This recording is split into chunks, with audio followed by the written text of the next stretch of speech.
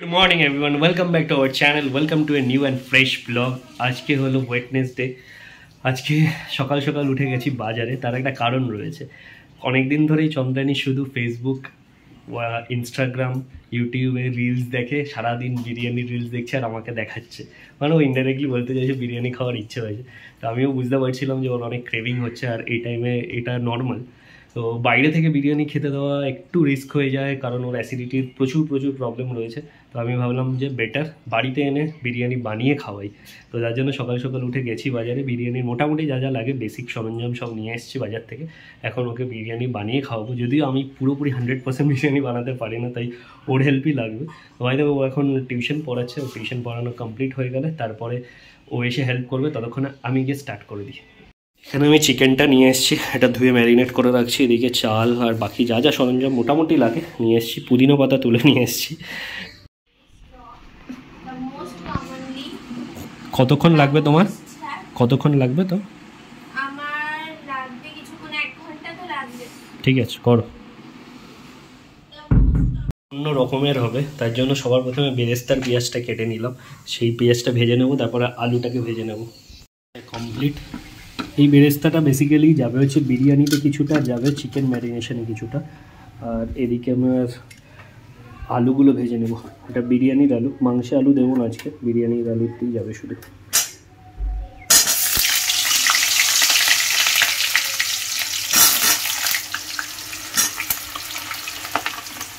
এদিকে আলু ভাজা হচ্ছে, ততক্ষণে আমি আদা রসুনের পেস্টটাকেও প্রিপেয়ার করে নিয়েছি। এবার মাংসটা ম্যারিনেট করে নেবো, এদিকে আলু ভাজাটা হতে থাকে আস্তে আস্তে।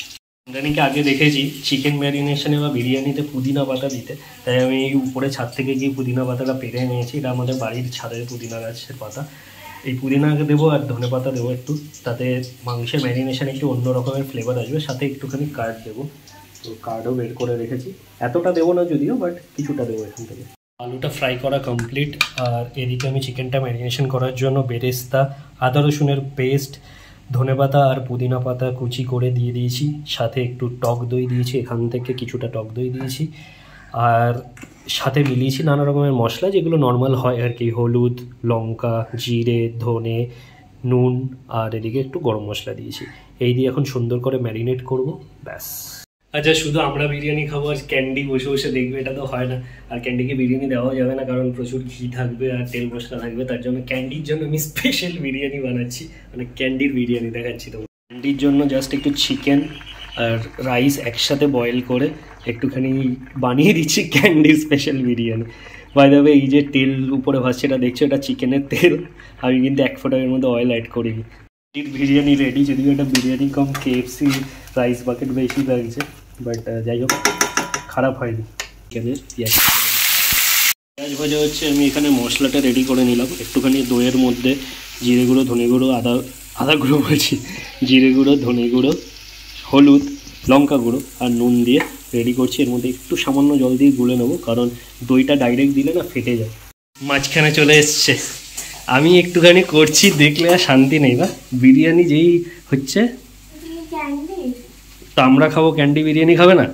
Candy special, yes, candy special biryani.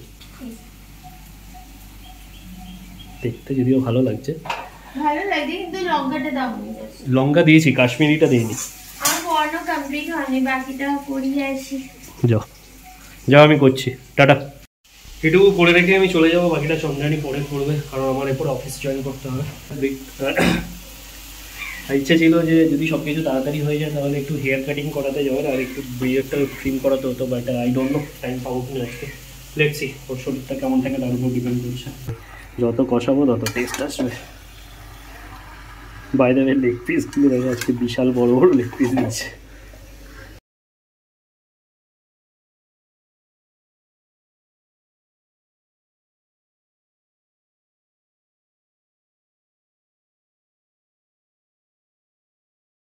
এখানে অফিস মিটিং শেষ। তোমার রান্না কতদূর? আমার হচ্ছে এদিকে আসো, আমার হচ্ছে এখানে যে স্যালাডটা তুমি কাটলে, তো স্যালাড তো আমি কেটে রেখেছি। আর এখানে আমি বেশিক্ষণ নাড়বে রাখতে পারবো না, এর মধ্যে মিঠা আতর আর কেশর ভিজিয়ে রেখেছি দুধের মধ্যে। মিঠা আতর আর কেশর। চিকেন আর আলুগুলো আলাদা করে রেখেছি, এখানে চিকেনের ঝোল আছে, জল ফুটছে, চাল ভেজানো, ব্যাস সব তো রেডি। হ্যাঁ, তো আর থেকে বেশি তো তুমিই রেডি করে যাও। তাই? হ্যাঁ, তুমিও তো করছো। আমি করছি, বাট এখন না ওই আমার পুরো এতদিন প্রচন্ড অ্যাক্টিভ ছিলাম।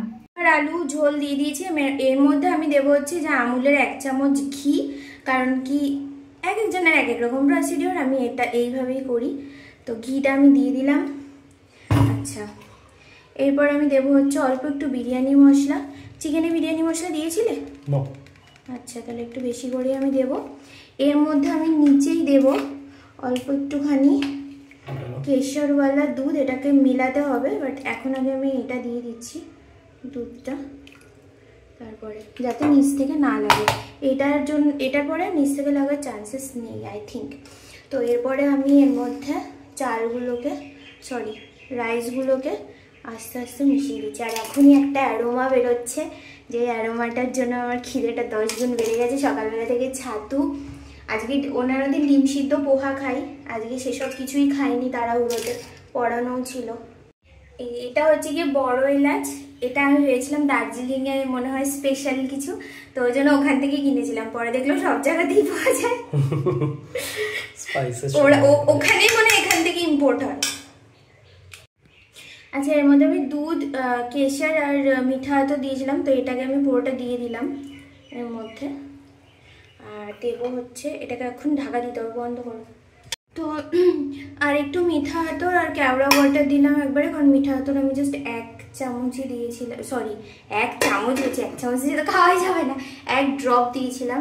তো এটা শিখিয়েছে আমার হাবি, একটুখানি এরকম করে এটাকে আবার দিয়ে দেবো যাতে নষ্টটা হয়, ওয়েস্ট যাতে না হয়। হ্যাঁ, ওয়েস্ট। এটা একটু ম্যাশ করতে হবে।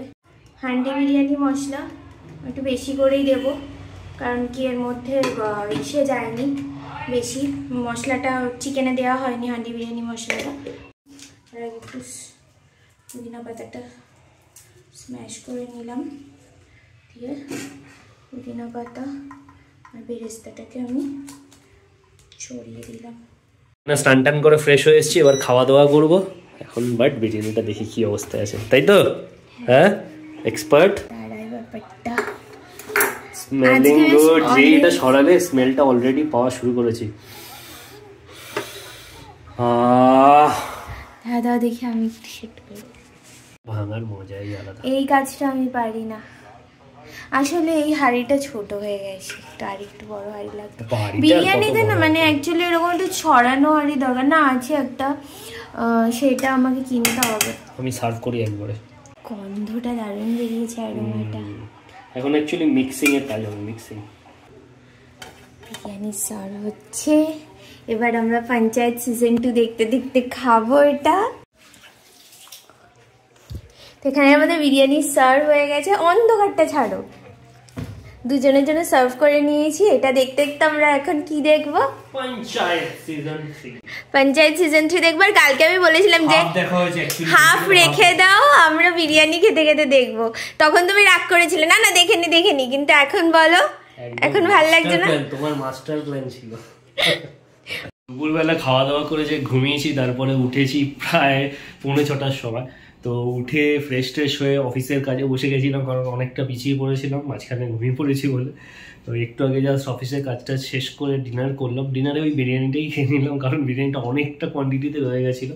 আর চন্দনের দিকে একটা টিউশন ছিল, টিউশন পড়িয়ে এসে শুয়ে পড়েছে এখন, কারণ ওর একটু শরীরটা খারাপ লাগছে। এনিওয়ে চলো, আজকের দিনটা তো এইভাবেই কেটে গেল। কালকে আমার অনেকগুলো কাজ আছে। ফার্স্ট কাজ হচ্ছে আজকে যেতে পারিনি হেয়ার কাট আর বিয়ের ট্রিম করাতে, সেটা আগে যেতে হবে। তারপরে আমার যেতে হবে হচ্ছে গাড়িটা সার্ভিস করাতে দিয়েছিলাম, সেটাকে পিক করতে যাব। থার্ড আর একটা কাজ রয়েছে, জানি না করতে পারবো কিনা, যদি করতে পারি তখন জানাবো।